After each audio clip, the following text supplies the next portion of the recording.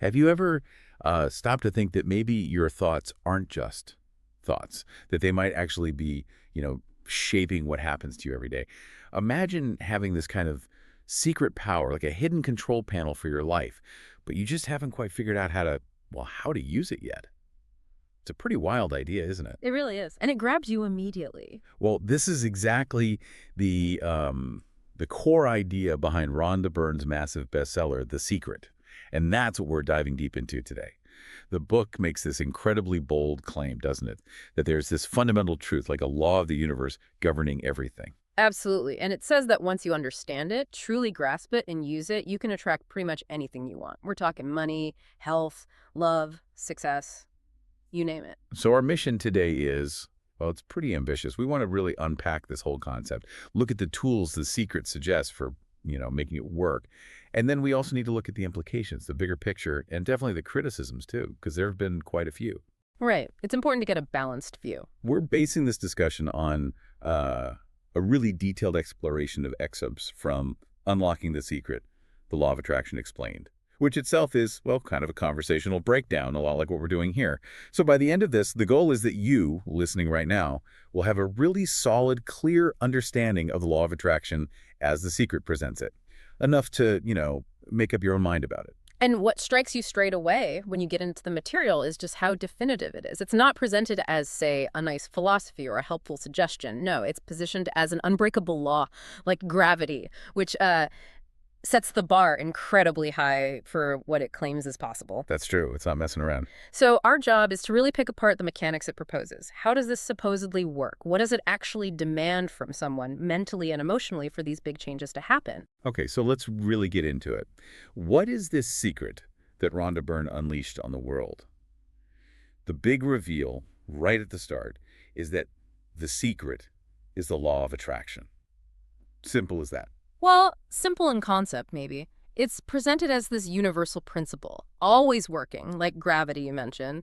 But instead of pulling objects, it's pulling experiences based on your thoughts and energy. Right, and the core idea, the way they explain it, is that the universe works like a giant magnet. Is that fair? That's the analogy, yes. Whatever you're sending out, thought-wise, feeling-wise, and this is critical, it includes the good and the bad stuff.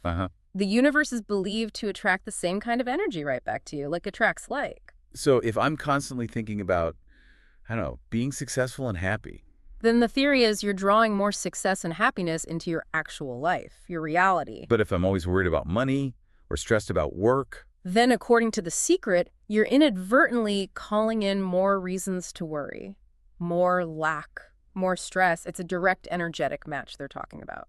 wow, so it's not just about positive thinking. It's like your mind is actively broadcasting this stuff Yeah.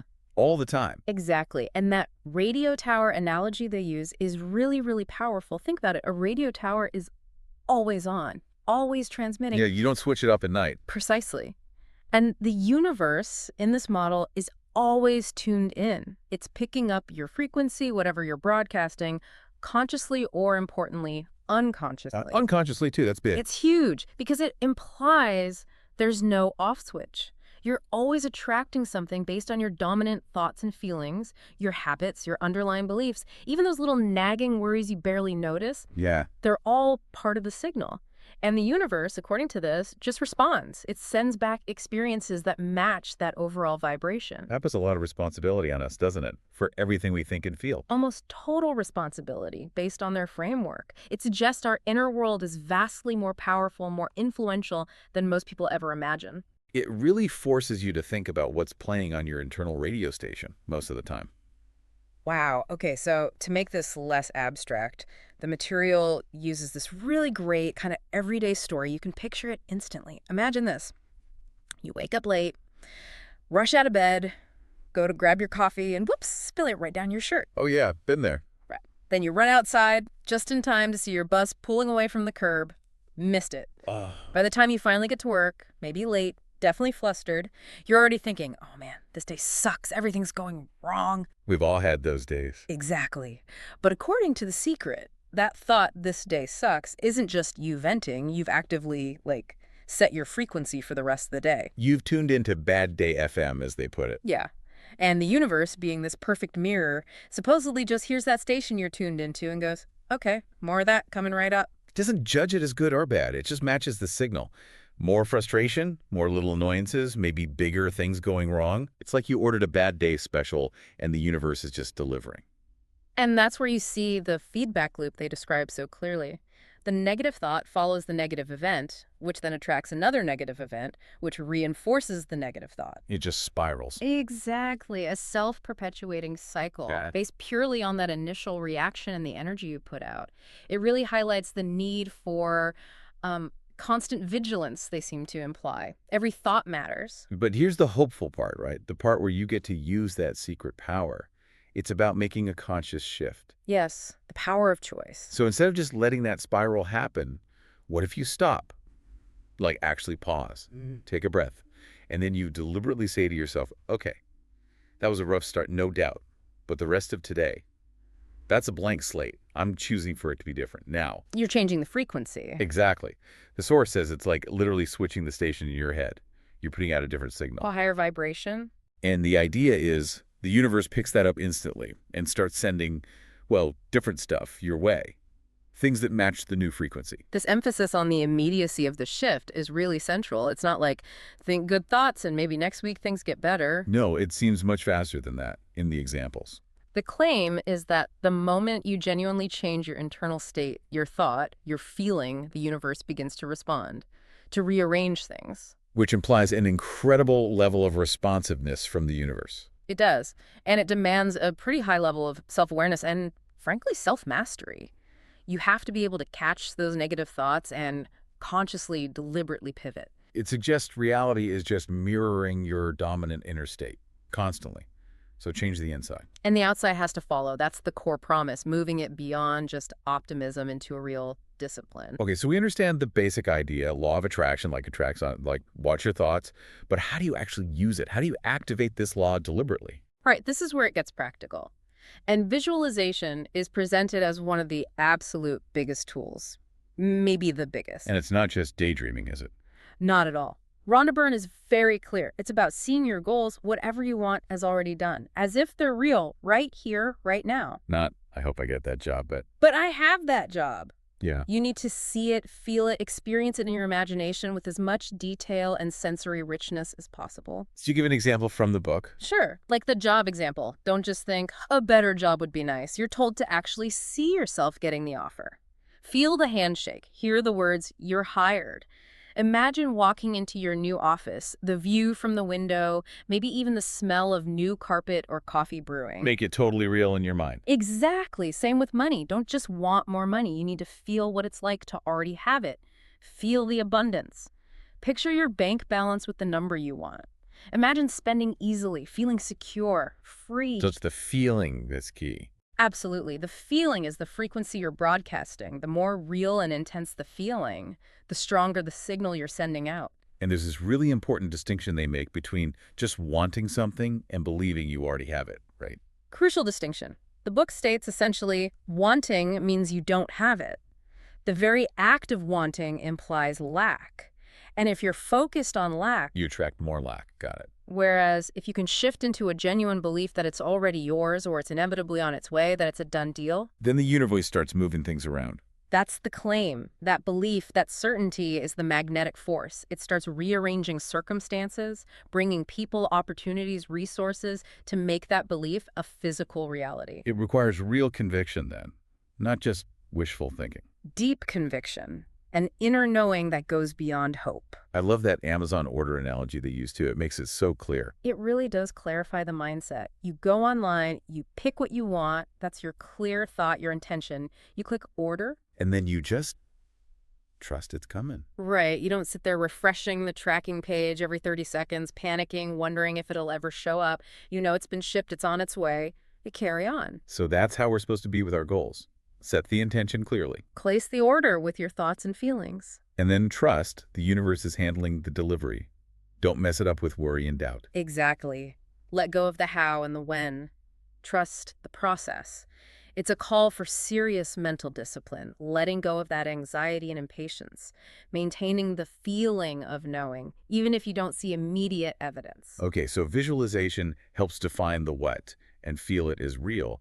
But how do you keep your general energy, your vibration, high enough day to day? Well, that brings us to the other huge pillar of the secret, gratitude. Right? Gratitude. They talk about it a lot. A lot. It's described as the shortcut, actually. The quickest way to change your energy, shift your frequency upwards. A shortcut. How does that work? The idea is that when you're genuinely feeling thankful, it automatically puts you into a positive emotional state, a high vibration. And the key is feeling thankful before the things you want have even shown up. Thankful in advance. Yes. Thankful as if they're already here. By doing that, you're energetically aligning yourself with receiving more good things. It's like you're telling the universe, yes, more of this, please. You're becoming receptive. So feeling grateful now speeds up the process of attracting more things to be grateful for. That's the core claim. It accelerates the law of attraction because you're already vibrating at the frequency of receiving blessings. How does it feel different, though? What does gratitude actually do energetically, according to the book? Well, think about how gratitude feels. It's warm, expansive, positive, right? Yeah, generally. The source suggests this isn't just a nice feeling, it's a powerful, energetic shift. It naturally makes you feel better, more optimistic, and that feeling, that vibration, is what attracts more positive experiences. They use that analogy of lighting a fire inside you. Exactly. Lighting a fire inside you that warms up everything around you. Gratitude generates this internal warmth, this positive energy field that radiates outwards. It makes you more magnetic to good things. It changes your internal climate, which then affects your external weather, so to speak. That's a great way to put it. You become a beacon of positive energy, drawing more of the same towards you. And like visualization, they don't just talk about it. They give you something concrete to do, right? A daily practice. Absolutely. Very practical. The strong recommendation is to start every single morning by making a list mentally or written down of things you're grateful for. And not just the big stuff. No, crucially, it includes the small things too. Things we often completely overlook. Like what? Like, I'm so thankful for this warm cup of coffee, or I'm grateful for my comfortable bed, or I appreciate having clean water to drink, even I'm thankful for the sunshine today. Focusing on the simple everyday things. Yes. Because the cumulative effect of starting your day deliberately focusing on blessings, even small ones, is said to be incredibly powerful. It sets a positive, high-frequency tone for the entire day. It kind of prepaves the day for more good stuff. That's the idea. You establish this baseline of appreciation right from the get-go, and it helps you attract more experiences that match that feeling. It becomes a habit of positive focus. And, even if you put the whole law of attraction idea aside for a moment, the psychological benefits of a daily gratitude practice are really well documented. Yeah, I've heard that. Positive psychology talks about it a lot. It demonstrably boosts mood, increases optimism, builds resilience. So whether you believe it's tuning you into the universe or just tuning up your own brain chemistry, It works. the evidence suggests focusing on gratitude has tangible positive effects. The secret just frames it as a direct energetic tool for manifestation. But the practice itself is powerful regardless of the framework. Tag 3, barriers, examples, and practical applications. Okay, this all sounds great. In theory, visualize, be grateful. But let's be real. It can't be that easy all the time, can it?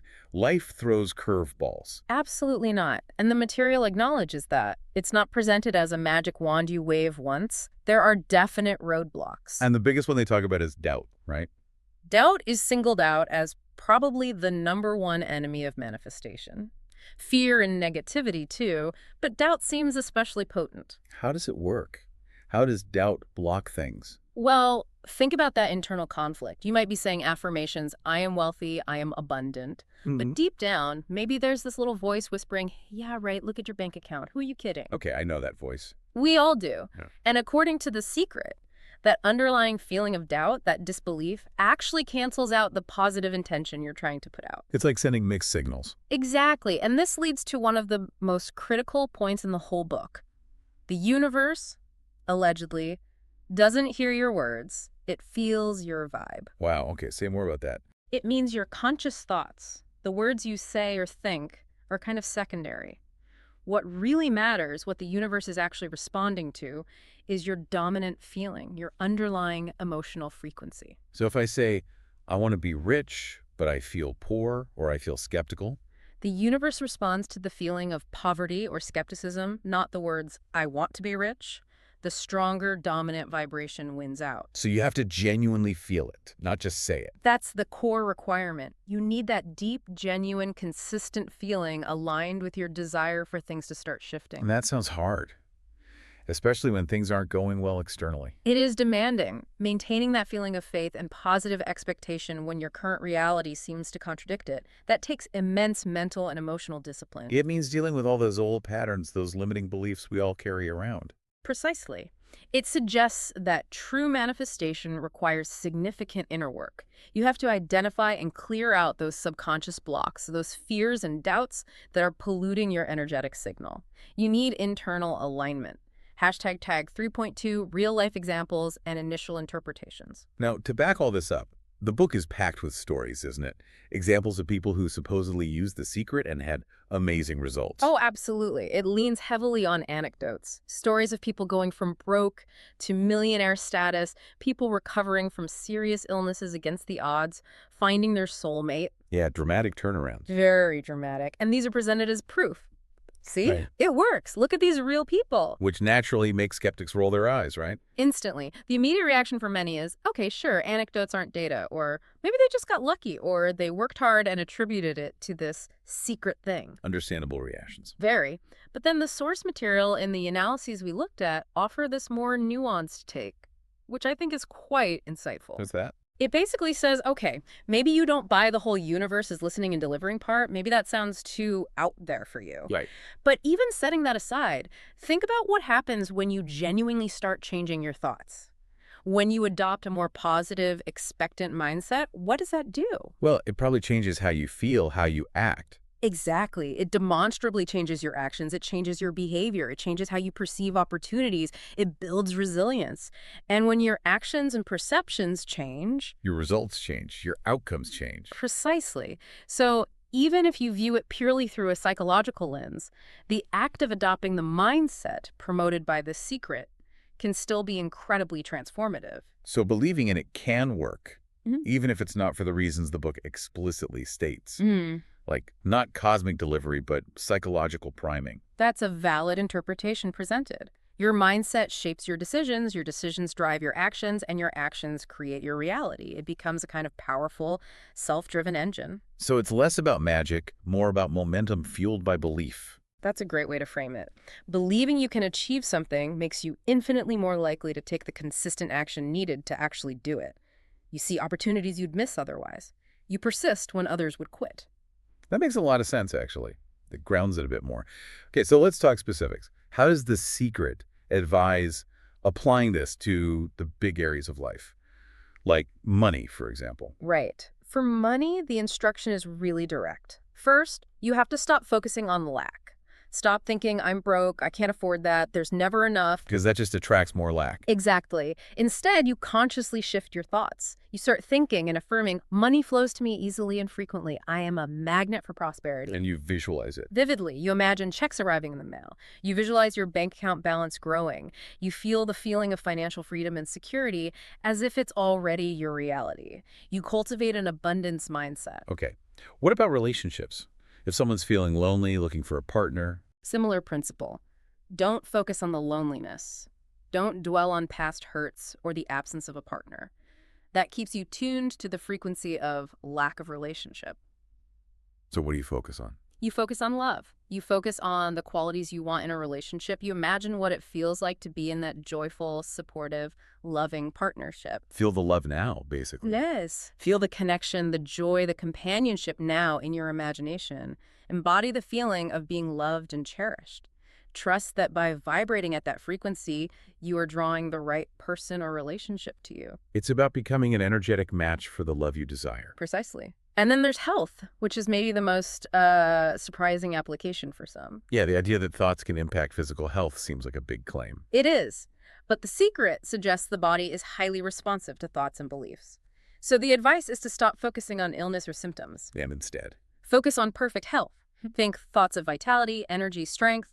Visualize your body functioning perfectly. See yourself as vibrant and completely well. They even say to talk to your body. Yes. Talk to your body like it's listening. Send it thoughts of love and appreciation. Visualize healing energy flowing where it's needed. The underlying belief is that your mind has a powerful influence over your physical state. So in all these areas, money, relationships, health, it's about shifting your internal focus, your thoughts and feelings away from lack and towards the desired outcome, feeling it is real now. Exactly. Connecting these applications across the board, you see the overarching theme. The Secret proposes a fundamentally internal locus of control. Meaning it's all down to you, your inner state. Essentially, yes. Rather than being a victim of circumstances, genetics, or external factors, it positions your thoughts and feelings as the primary creative force in your life. That's incredibly empowering, but also kind of daunting. It is both. It places immense power in your hands, but also immense responsibility. It demands that constant mental and emotional self-governance we talked about. Mastery over your inner world is presented as the key to mastery over your outer world. #IV, critical engagement and actionable steps. #tag 4.1, addressing the criticisms and nuances. Okay, we have to pause here and be really clear. The Secret has sold millions of copies, inspired countless people, but it's also faced some pretty serious criticism. We need to address that. Absolutely essential. It would be irresponsible not to. And the criticisms are significant. What are the main ones you came across? Probably the most common is that it wildly oversimplifies how life works.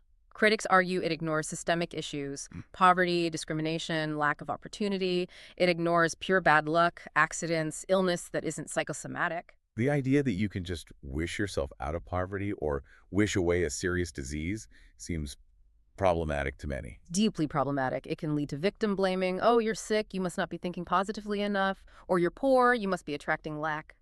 That's a dangerous path. Yeah, that feels really unfair and ignores reality for a lot of people. It does. And another major critique is that it seems to downplay the importance of actual work. Like you can just sit on the sofa, visualize $1 million, and it'll magically appear without any effort on your part. Which sounds nice, but isn't how things usually work. Right. So these criticisms about oversimplification, potential victim blaming, and dismissing the need for action are very valid points that need to be taken seriously. So how does the source material or the analyses of it respond to that? Because it feels like a major flaw if taken literally. Well, the more nuanced interpretations, including the host's perspective in the analysis we reviewed, push back against that simplistic reading. They argue that's not the real message. Okay. The point isn't sit and wish and do nothing. The real point, they argue, is about getting your mindset right first, because that positive, expectant, capable mindset is what fuels effective action. Ah, okay. So the mindset comes first, then the action. Precisely. A strong, positive mindset leads to better decisions. It gives you more courage to try things, to take risks. It helps you see opportunities you'd otherwise miss. It makes you more resilient when you face setbacks. So it's not replacing action, it's empowering it. Exactly. It's creating the fertile ground from which successful action can grow. It's about building internal momentum. So the conclusion is, it's not magic, it's momentum. That's a perfect summary. It's not about mystical forces doing everything for you. It's about the psychological power of belief. If you genuinely deeply believe you can do something. You're just way more likely to actually do the things required to make it happen. Absolutely. Your belief changes your perception, your motivation, your persistence. It unlocks your own potential to act effectively in the world. #tag 4.2, 5 actionable steps for the listener. Okay, so for anyone listening who's thinking, all right, I get the concept, I understand the caveats, how do I actually start doing this? What are the first steps? The sources distill it down into some really clear, actionable steps, like a quick start guide. Great, let's run through them. Step 1. Step 1, be clear. Crystal clear about what you want. No vague wishes. Not just, I want to be happy. No. Get specific, like the example used, I want a job where I feel valued, I use my creativity, and I earn exactly $5,000 a month. The more specific, the better. It focuses your intention. Okay, clarity first. Step 2. Step 2, visualize it. We talked about this. Close your eyes, imagine it's already real. Don't just see it, feel it. Feel it in your bones, they say. Exactly. Immerse yourself in the sensory details and the emotions of having achieved it. Make it a present moment reality in your mind. Got it. Step 3. Step 3, act like it's on its way. This is the trust piece, the Amazon order. Don't obsess, don't worry. Right. Place your order with clarity and visualization, then trust the process. Let go of the how. Have faith it's coming and carry yourself with that calm certainty. Okay. Step 4. Step 4, practice gratitude every single day. Non-negotiable. Seems like it. Before bed, in the shower, on your commute, find time to genuinely feel thankful for what you already have. Big things, small things. Be thankful now to attract more. Keep that vibration high. Makes sense. And the last one, step 5. Step 5. Cut negative self-talk. Be ruthless with doubt, fear, and worry. Treat them like spam emails. Perfect analogy from the source. As soon as that negative thought pops up, recognize it, acknowledge it maybe, but then delete it. Don't engage, don't let it linger. Immediately refocus on your desire and your belief. Delete, delete, delete. You're right. Requires vigilance. It really does. But these 5 steps, clarity, visualization, trusting action, gratitude, and cutting negativity, provide a solid starting framework. And again, thinking psychologically, these steps are powerful. Clarity gives direction. Visualization primes the brain. Trust reduces anxiety. Gratitude boosts mood. Cutting negativity improves self-esteem. It's a solid recipe for enhancing well-being and effectiveness, whatever your beliefs about the universe. So, practical steps with benefits beyond just the law of attraction framework itself. #outro.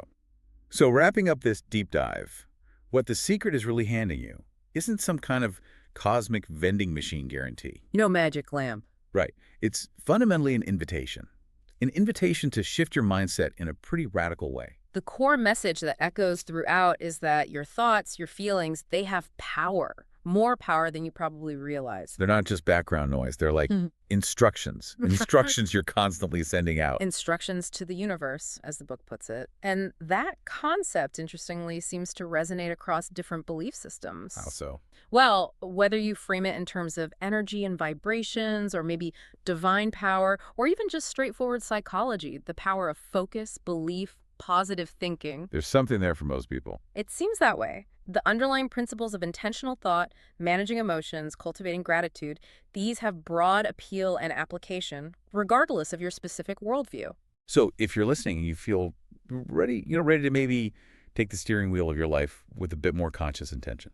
If you're curious about experimenting with how much your inner state influences your outer reality, then maybe giving some of these principles from The Secret a genuine try could be, well, revealing. it could certainly be an interesting personal experiment. And just to leave you with one final thought to chew on. Building on that idea that our conscious thoughts are these powerful instructions. What about all the thoughts we don't consciously choose? The background chatter, the default settings, our unconscious beliefs and assumptions. The stuff running automatically. Yeah. If our mind is always broadcasting, always sending out signals from that radio tower, what are those deeper habitual patterns broadcasting? What reality are they instructing the universe or our subconscious to create? That's a profound question. Becoming aware of those hidden broadcasts. Might that be the real next level? Truly understanding the full spectrum of signals we're sending out, consciously and unconsciously, that feels like a whole other deep dive, maybe. Indeed, moving beyond just managing conscious thoughts to understanding the deeper currents. Fascinating territory. Definitely something to think about. Thanks for joining us on the deep dive. Yeah. Until next time, keep thinking, keep questioning, and maybe, just maybe, keep an eye on that internal broadcast.